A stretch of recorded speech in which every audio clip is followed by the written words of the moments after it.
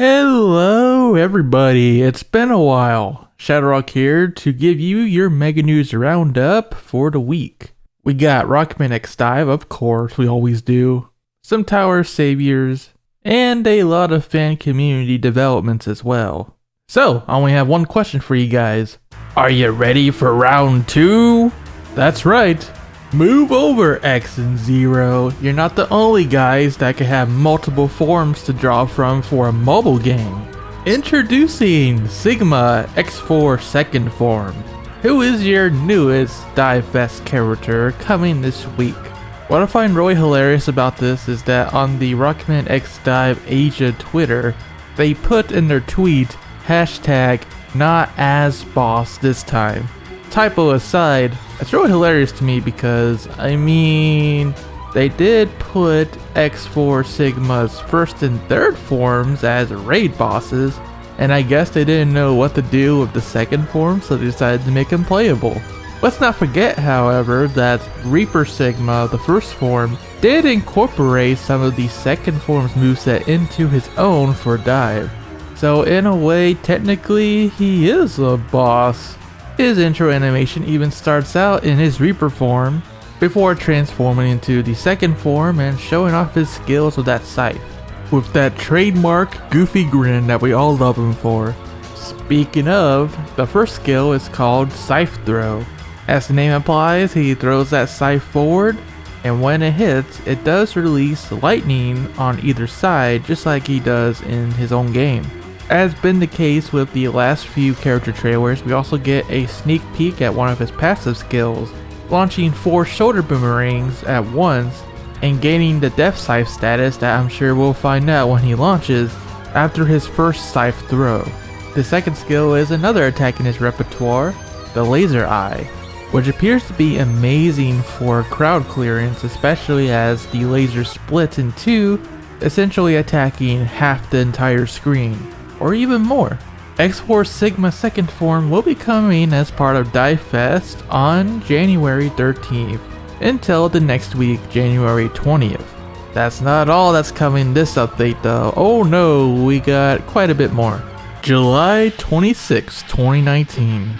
That is how long, at least according to Twitter, that I have been waiting for a skin for Ultimate Armor X based on the X Challenge armor version. As I said in my own tweet, my biggest hope is that they would do this armor justice in the 3D model as opposed to the awful sprite work in X Challenge. Well, 1.5 years later, my wishes finally come true. Oh my god. It's actually glorious. They done it. It looks good. They're calling this skin the AC version, aka Anniversary Collection version. Yeah, still no official name for the armor itself, but whatever. But here's the kicker though. Word on the rumor mill is this may be another paid elemental metal skin. And I don't mean in the way that you have to spend elemental metals on it, that's obvious. I'm talking about paid metals. You have to spend real world money just to get the skin. And basing it on the Iris skin that came out not that long ago, that's another $40. $40 down the drain just for a skin. Yes, it's absolutely ridiculous. So, oh boy, here we go again. Assuming it's true, that is. TGP and I actually had a discussion about this at the end of our Eternal Darkness livestream last Friday. By the way, Backlog Fridays are back, baby! But yeah, I agree with some of what TGP said during our discussion. If they are going to make these skins paid, at least make it like $5 or something. Like, pick a plan and stick to it, because obviously they're not gonna go back on all this 1200 medals for a skin type of thing. They had a good plan before where they gave us the skins for those swimsuit characters for like 200 a piece. That was fine. But since their greed has definitely evolved over time, it doesn't look like they're going back on it. At least make it somewhat reasonable. Like I said, $5. Don't make it freaking $40 and then make it limited on top of that, so you have to buy it that week or you're never getting it. Because that is exactly what happened with the Iris skin. And you know what adds insult to injury? She was free metals in Japan.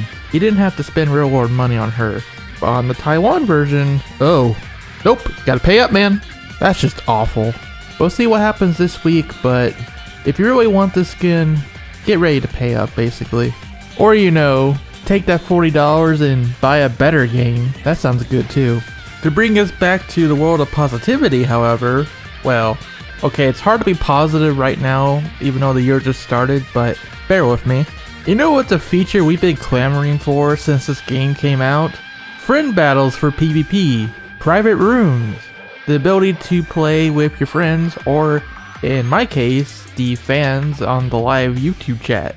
Like, you could do it before, but that would require you both hitting execute at the same time and just praying that you actually match up. We tried that last week on stream, it didn't turn out well.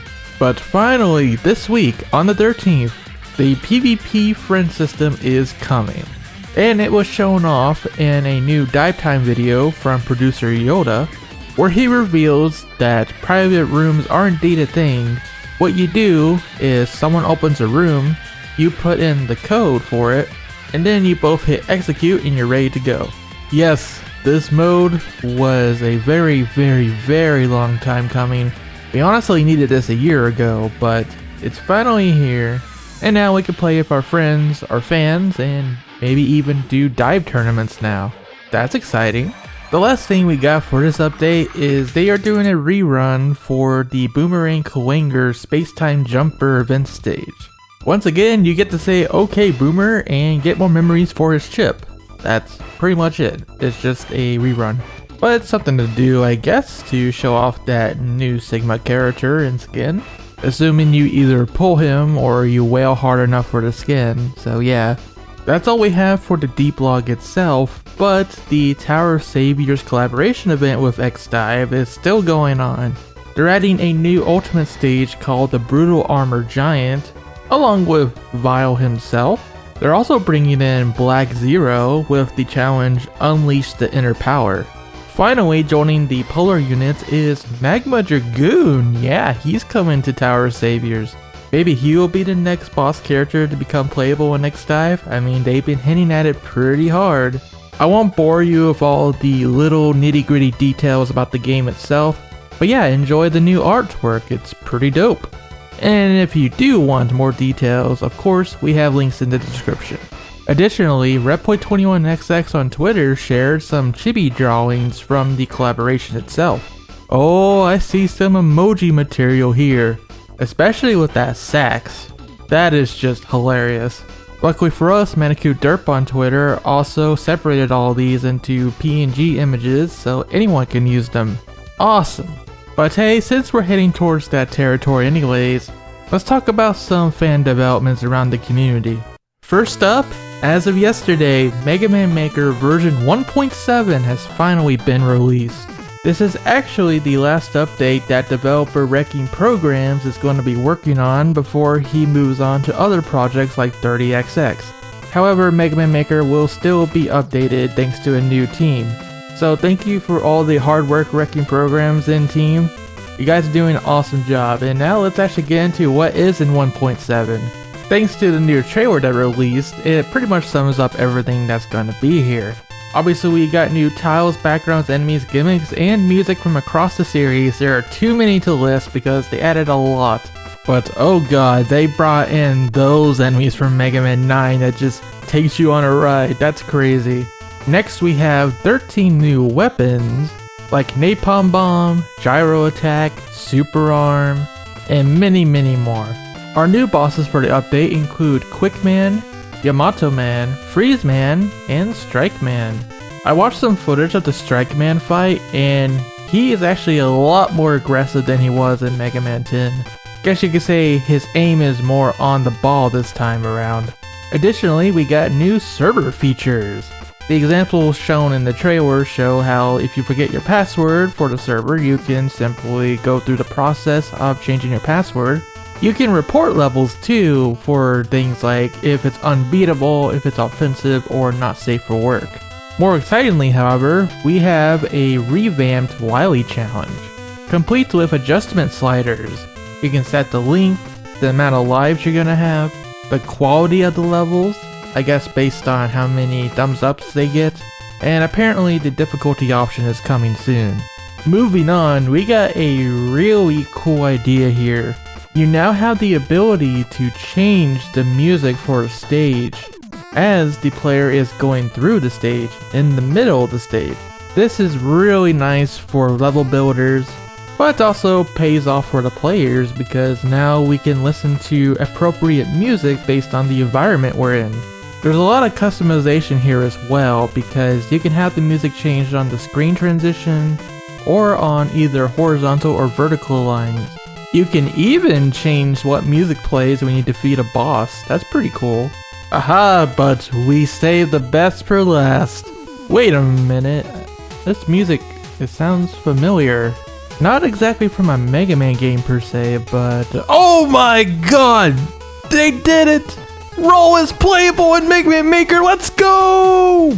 Dude, she plays just like Zero for Broom. She can spin to win. She can roll. She can charge her broom.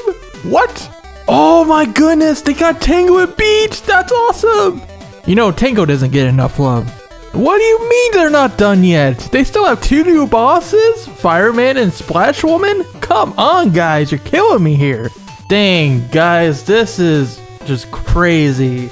But yeah, this is all in Mega Man Maker 1.7 and much, much more. Guys, I keep saying this every time I come to this game, but this really is one of my favorite fan games out there. You guys need to play if you have not already. Yeah, it's a Maker game, so you will find some doo-doo levels in there, but also a lot of cool content. Links in the description below, check out the trailer, check out the Q&A video that they did, and check out Mega Man Maker. Do it! And we're not even done with the exciting announcements, because recently, thanks to the efforts of Rockman Corner, my buddy Protodude, quite a few very obscure rare Mega Man games have been preserved. First of all, we have the stereoscopic 3D ports for Mega Man 1. This is kind of like those 3D classics on the Nintendo 3DS, but it only came out on sharp phones that supported this 3D feature in late 2010. In fact, the Sharp Aquos 006SH phone model came with the game pre-installed. But now, thanks to the efforts of Protodude and Craze, you can go to Rockman Corner right now and download the game to play for yourself. They have 2 versions up for download. The original version, which you can play on an actual Sharp phone if you have one, and then we have a patched version that you can play on any phone. However, you do have to have Android 2.2 or Android 2.3 installed, or it's not going to work. 3D gimmick aside though, at the end of the day, this is just a mobile port for Mega Man 1. It is a bit of an oddity, but it is still a part of Blue Bomber history, so it's great that it's getting preserved. But that's not all, folks, because Protodude and team got a really big get the other day. These concern the 2 obscure Battle Network mobile titles, Rockman EXE Phantom of Network and Legend of Network. These came out in 2004 and 2006 respectively, but only in Japan on these really old ancient phones. But these games are extremely interesting because they still play pretty much like the Battle Network series. They feature new net navies, new bosses, new storylines that take place between the events of some of the mainline series. There was actually a lot of gameplay videos on these games uploaded by a YouTube user some years ago, but they have since been deleted to my knowledge. Nobody knows why, but I can say this for sure. There have been many attempts to try preserving these games in the past. Unfortunately, there is another side of the community that for whatever reason is trying to stop the preservation efforts, both of these games and other things as well, which is a really big shame, huge shame. But finally, after many a months, many a year looking, Protodude did stumble upon someone who has Rockman EXE Phantom of Network and Legend of Network on a phone still, which is becoming extremely rare, by the way, because right now these games are discontinued. You can't just go and download them anymore. It's either you find them on a phone or not at all. So obviously this is a big deal. Now here comes the next step. They have to actually extract the data from the phone. Because this tech we're dealing with is super outdated and old, there's going to be a lot of reverse engineering going on, and they have to get some necessary, very specific hardware for the extraction process. Even then, there's no guarantee that it will even work because, again, this is all old stuff. It's very fragile, it's very volatile. We don't know what can happen. But Protodude does assure us that he has the right team for the job, all lined up, ready to go, for when they do get the necessary tools to start the process. So let's hope for the best here. If this all works out, this could lead not only to being able to play these games on an emulator one day, but also extracting things like music, assets, graphics, and maybe even one day extracting the data so someone can fan translate it. Now that is the good stuff. Of course, that's gonna take several years just to fan translate something like this. I mean, EXE 4.5 took quite a while on its own, so. But obviously the prospects of being able to preserve and document these games is extremely exciting. As a Rockman EXE fan myself, I have been wanting to at least get the chance of trying out these games one day, for sure, so. This is amazing. Thank you Protodude and the rest of the people working hard on this. We really do appreciate your efforts. And while we're at it, let's throw some love over to him once more because he is actually on the hunt for another piece of rare Mega Man history. Specifically, this deals with the animation side of things. Obviously, he cannot go into details about exactly what it is publicly because if he does, that group I was talking about before that's actively trying to stop preservation is more than likely going to get whether this is delisted or worse. And yeah, unfortunately, that is a thing that's happened in the past, specifically with the Rockman X FMV video game that was in planning at one point at Capcom. That document has now been lost to time thanks to the listing getting delisted by this group that contacted the seller and told them, no, don't do it. It's crazy. It's a crazy world we live in. But that's what's going on, and if you do want to help support this latest preservation project, shoot Protodude a DM on Twitter and he'll hook you up. There's about 9 days left for funding right now, so get on it. Anyways, that does it for our Mega News roundup for today. Lots of exciting stuff here, both from the D blog and also all the fan community developments. Are you ready for round 2? Are you ready to pay up? Or what was your favorite part about this update? Let us know in the comments, and I'll see you guys on Wednesday for the Rockman X DiVE stream. Maybe even a Mega Maker stream if I can. Thank you so much for watching, and for more on Mega Man, stay tuned to ShadowRockZX. Until next time, rock on and have yourself an awesome day.